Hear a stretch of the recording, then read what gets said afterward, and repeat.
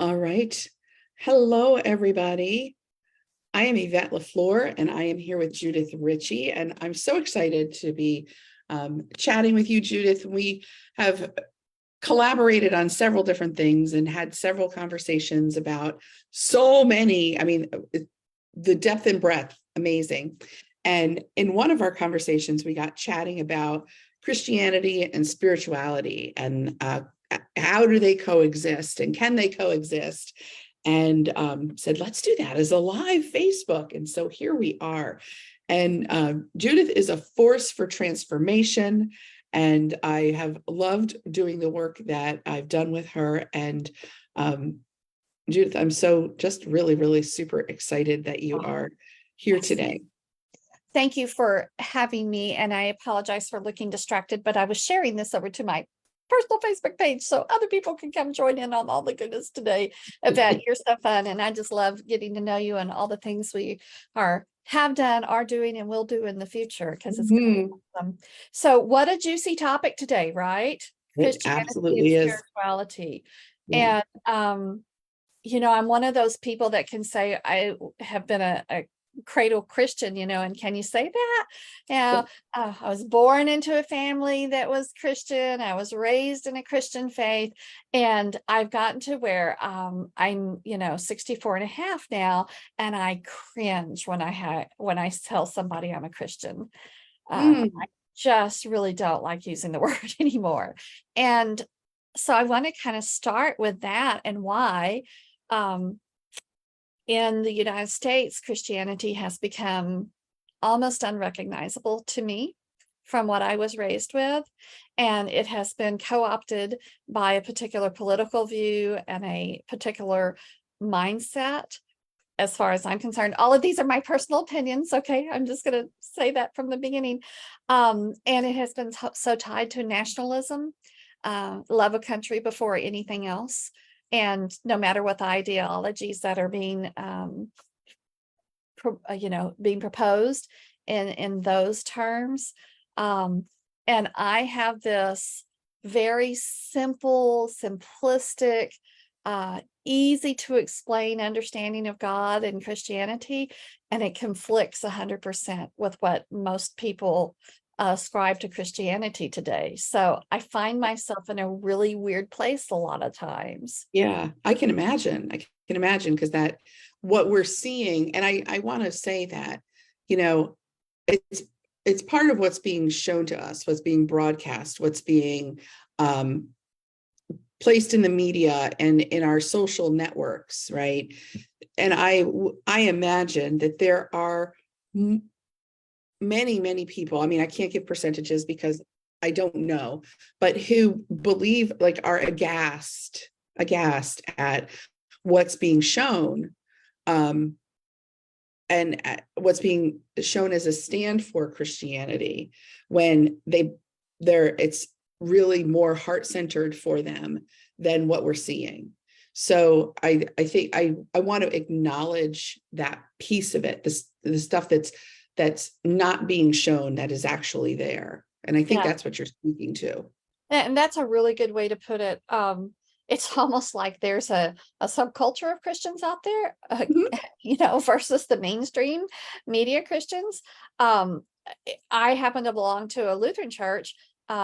And Lutherans have their own kind of sketchy history. Okay. You look at Martin Luther and he had his anti-Semitism and, the break from the Catholic Church and so we'll just put that where it is. But I belong to this wonderful congregation that really exemplifies what I feel like is the ultimate command, which is love God, love your neighbor. And everybody is your neighbor. And it doesn't matter who you are, where you've come from, what you've done, we still love you. And this group of people that I choose to express my faith with exemplifies that in every way that I could possibly imagine that would be appropriate to do that. And I have gotten very bold And I push back sometimes when I see people posting things, and I come back and I go, I'm sorry, where does this fit with love God, where love your neighbor? You're a pastor, you're a Methodist pastor. Oh, where does this go with love God, love your neighbor? Where does this line up with that? And I'm going to keep pushing and pushing a little bit, because I think when we talk Christianity, if we truly look at Christ's life, or we look at any of the major other religions in the world, including Native Americans and indigenous people in Australia and all of the other major religions, if we look at any of that, at the core of all of it is love. Mm-hmm. Love. That's 100% of what the core of it is. And so I've come down to, well, how do I define God? Because when I work with clients, some of them they have their own belief system, right? All of them have their own belief system.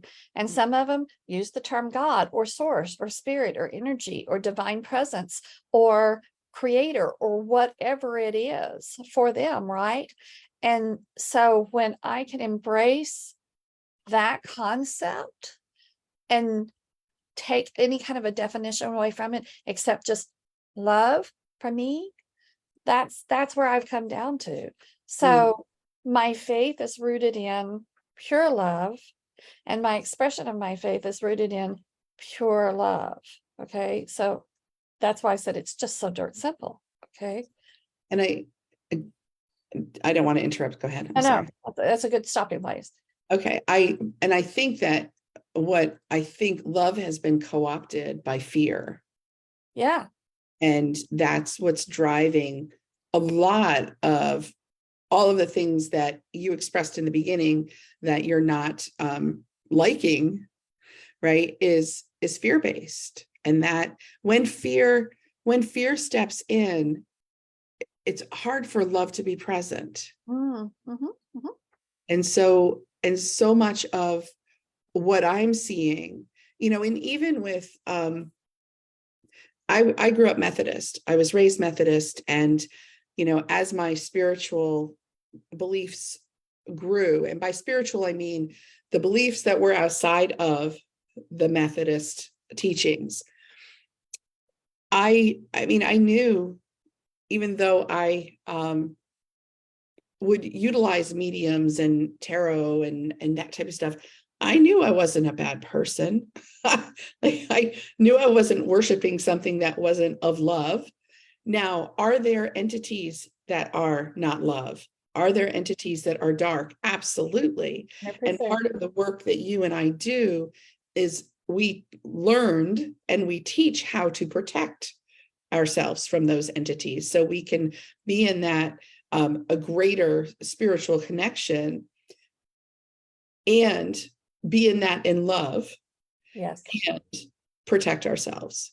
Yes. But I do think I think the fear piece is fear controls people, right? And I think that it's a great way to utilize something of larger scale to control. I want to show you this diagram. Okay, so this is the emotional guidance scale. All right. Uh-huh. Here's the very basis, the base, the BASE, the base of what we have. Fear. Fear is the base emotion. Okay. What's at the top? Love. They're diametrically opposed, fear and love. We cannot have fear and love at the same time. And I really like what you're saying about the control factor. And we could have a whole conversation on that, right there. And I have to tell you, I had a little bit of a crisis of faith, probably, I guess around 6 months ago, because I was like, where does this spiritual world that I live in every day, all week, all month, all year, line up with my faith, and how do I align the two of them? Because, in the Old Testament, there's so many admonitions about, mediums and things like that. And then you come in and you start researching history and mysticism and spirituality and history, and you find this rich reservoir of people who were very involved in mysticism and who were very involved in their spirituality, like Hildegard. You know about Hildegard, right? Saint Hildegard de what is it, Bingen? And she was a nun who ran an abbot, a nunnery, and she had visions, and she prophesied, and she painted, and she would write letters to the Pope and to the generals and to the statesmen. And she would say, this is what I saw, and this is the direction you're supposed to be going. You shouldn't do this, you should do this. And they learned to listen to her because she was so attuned to the messages that she was getting. But yet we don't learn about this kind of stuff because there's power in that.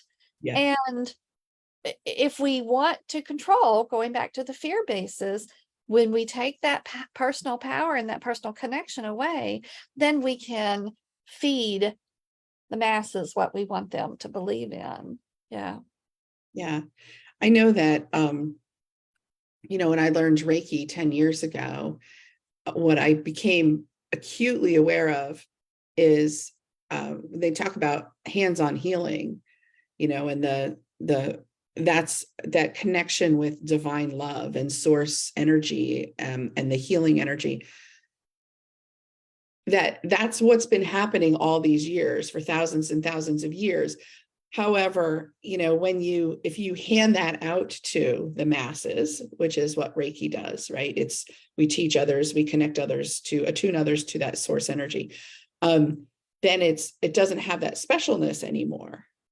And so I think that, again, that's where that fear comes in. Like, well, like how can little old Yvette do that, right? And when we start thinking about the collective, right? Okay.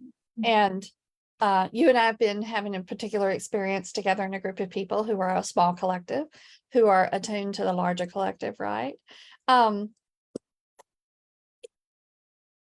Think back to when your grandmother and my grandmother grew up, right? And let's put it back in the church setting. And they had circles. mm-hmm. And women would go and they would sew or quilt together, or they would do canning together, and even take it further back, like in the early parts of our country's history, and the pioneer women would travel together, and then they'd settle in a place and they'd live miles apart from each other. But once a month they would get together, and the men would go do stuff and the women would come together and do stuff, right? So they've always had these circles. There's always been an opportunity for a collective gathering.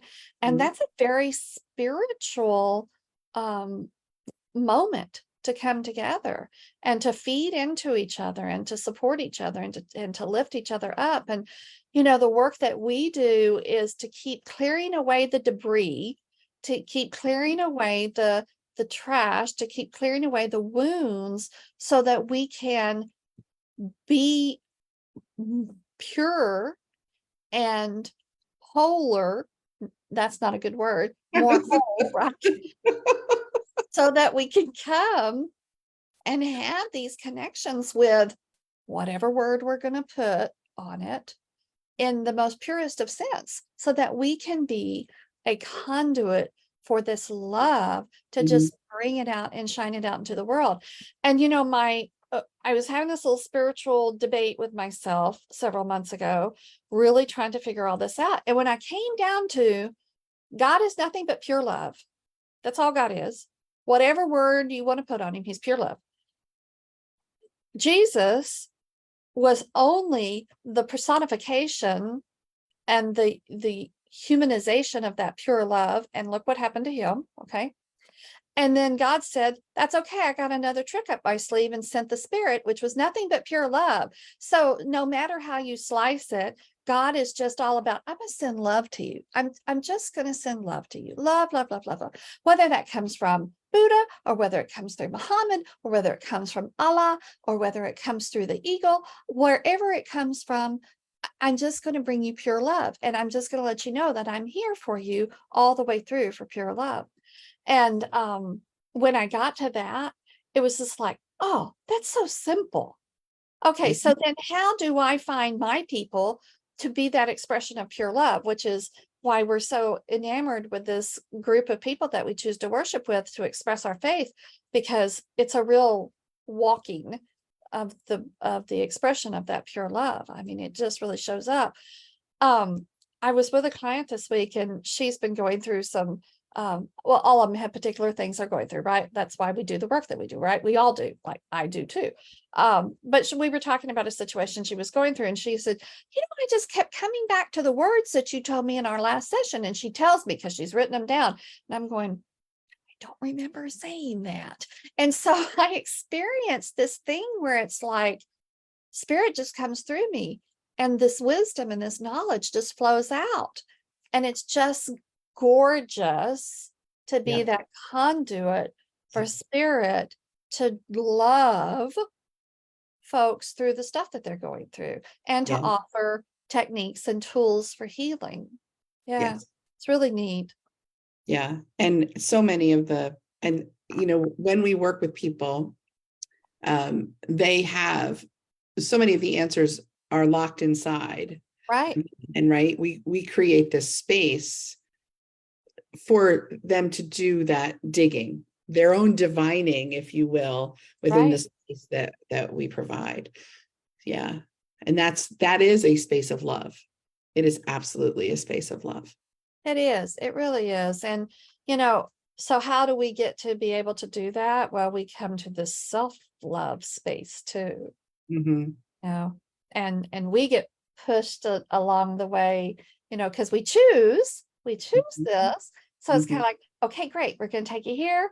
Oh, now here's a little bit of stuff for you to look at. Let's come deal with that. And then we're going to take you here. Here's a little bit more to look at, so it's a constant thing. We're constantly evolving. We're constantly growing. And, the spiritual aspect of it is so lovely, because for me, there's no recrimination, there's no judgment, there's no shame on you, you did this bad thing, right?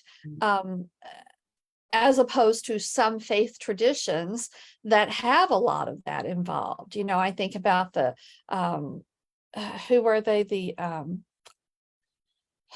It's right on the tip of my tongue. The ones who would flog themselves, and I'm talking about the monks who used to flog themselves, to pay for their sins and things like that. What does that serve? Where is the love in that, And can you imagine, you and the people that are listening to this, whether you're listening live or you're the replay, if we all allowed ourselves and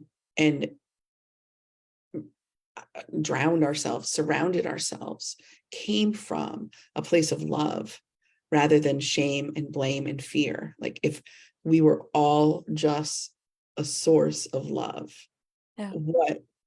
what would be possible? I just beyond my comprehension. Yeah. Really.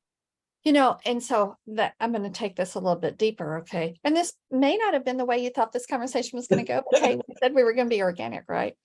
So I look at particular figures that are prominent in our media in the world today, even going back to someone like a brutal serial killer or Osama bin Laden, or people who are in our political scene right now. Okay.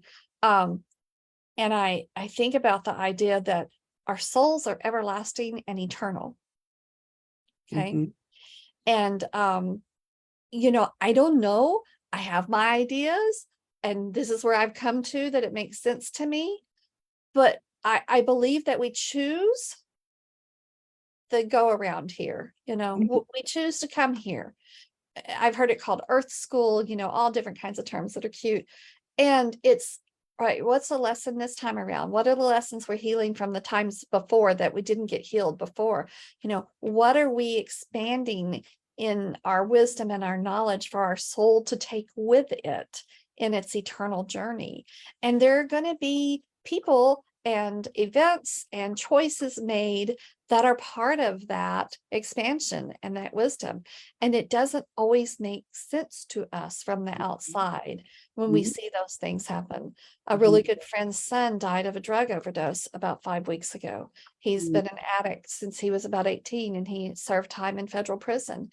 And it's devastating. He was 30 years old, and I worked with him some, and he had the most lovely soul, and he had all of this internal conflict that was going on.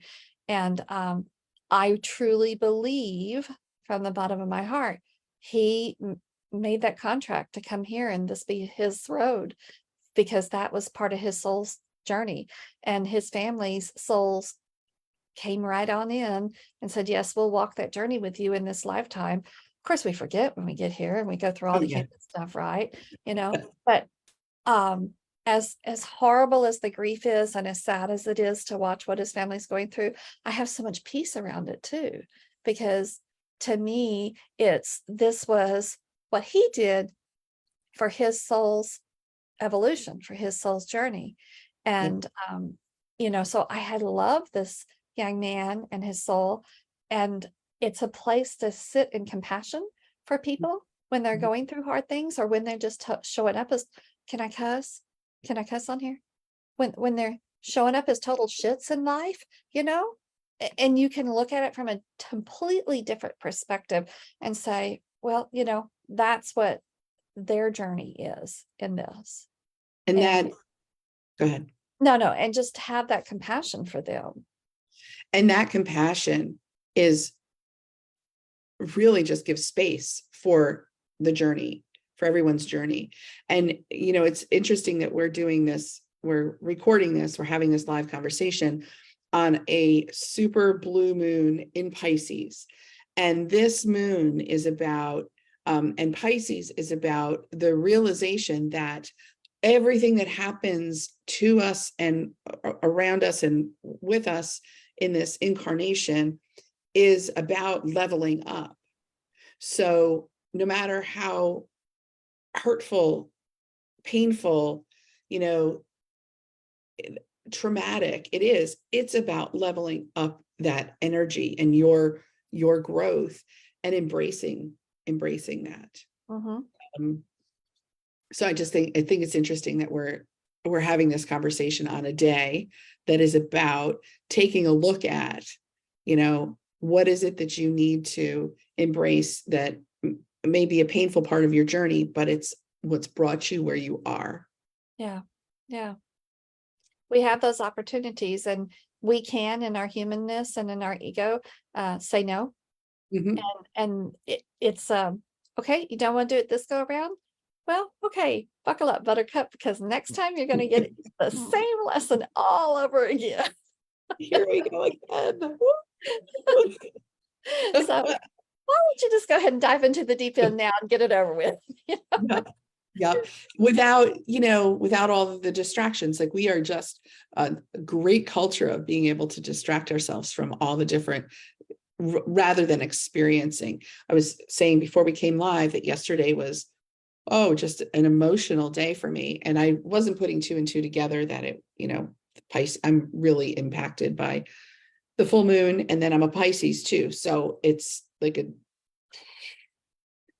and I was like, I am numbing myself out. I consciously knew what I was doing and I numbed myself out because I just did not want to cry anymore. I was done crying. I didn't want to feel anymore, damn it.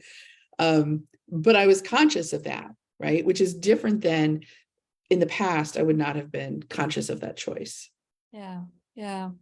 I think it's interesting. We're having a conversation about spirituality, and we didn't even talk about what spirituality is. And there's so many different concepts of what spirituality is. And again, I like things simple. Okay. I just like things really easy and simple. And so what I came down to, it's just that connection with divine, that Mhm.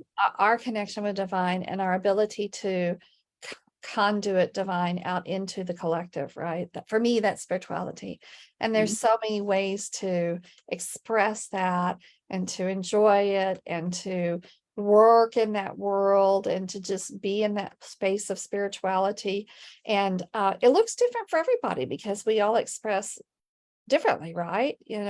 And some of us are on this side of spirituality, and some of us are on this side, and everywhere in between.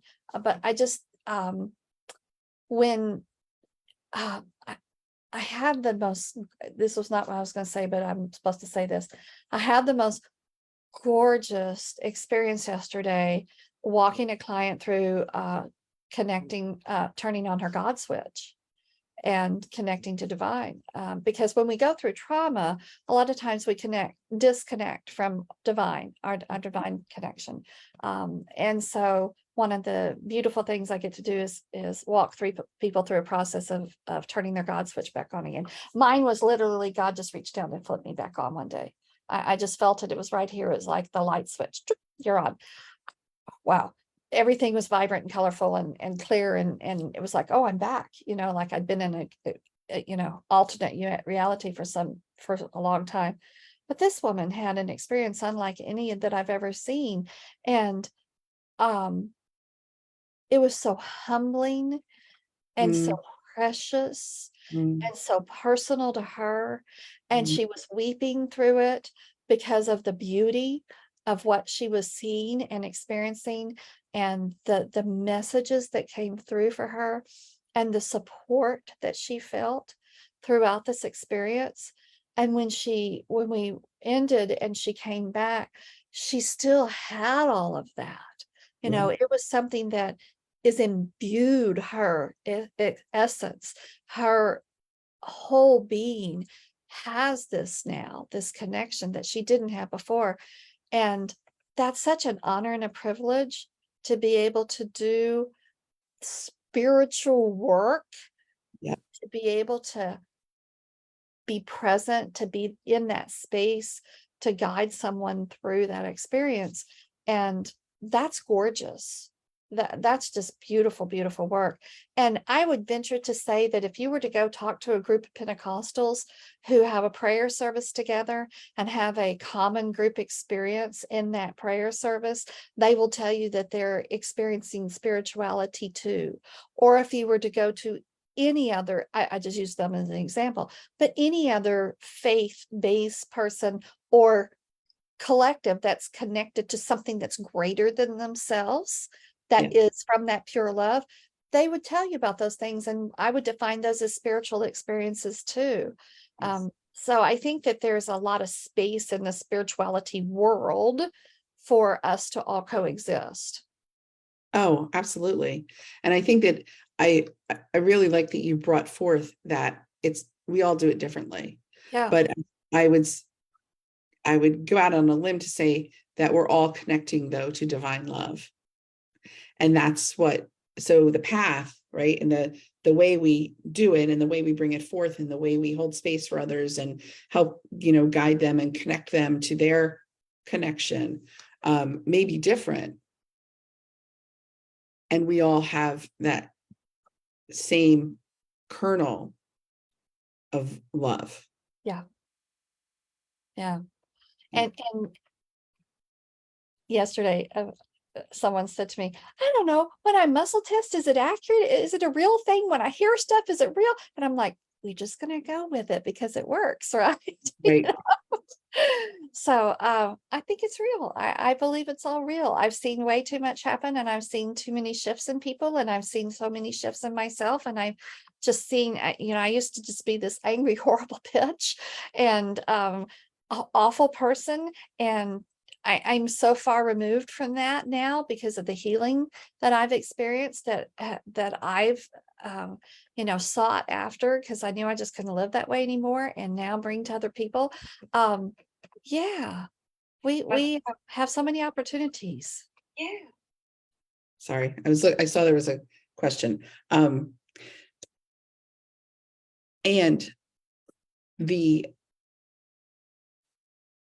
I don't remember. Oh yeah. So one of the beauties of what we do is, like you said, someone said, I don't know if I muscle test, is it real? If I hear this, is it real?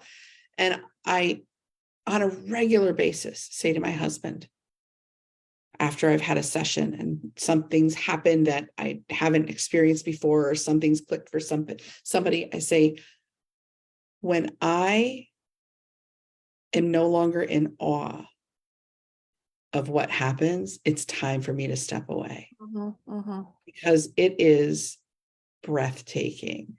Yeah. Yeah. Yes. So can Christianity and spirituality coexist together? In my book, 100%, resoundingly yes. Yep. Yeah, Comes from a place of love. Absolutely. absolutely. Well, Judith, thank you so much. How can people find you who may want to know more about Judith Ritchie? Well, so part of my journey is that I've taken a little social media break the last few months. The easiest way to connect with me is just judithritchie.com. That is a website that's actually being redone, but it'll suffice right now. And there's a booking link in there if you want to schedule in a discovery call or coffee chat with me. Just come to judithritchie.com. Or if you want to email me, judith@judithritchie.com. It's a super easy. Just remember Judith Ritchie and you can find me. Great. And I have not taken a social media break. I'm dealing with Yvette for my website, YouTube, Facebook, Instagram, and I too offer discovery calls. So if you are interested in more and want to chat more and find out more, connect with either one of us. Yes. So Judith, again, thank you so much for saying yes. Thank you for inviting me. What a delight. It has been wonderful.